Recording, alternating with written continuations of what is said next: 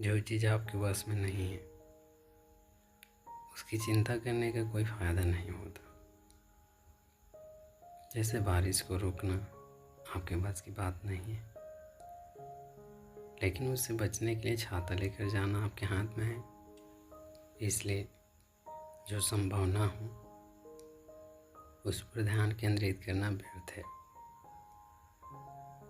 There is no use worrying about something that is not in your control.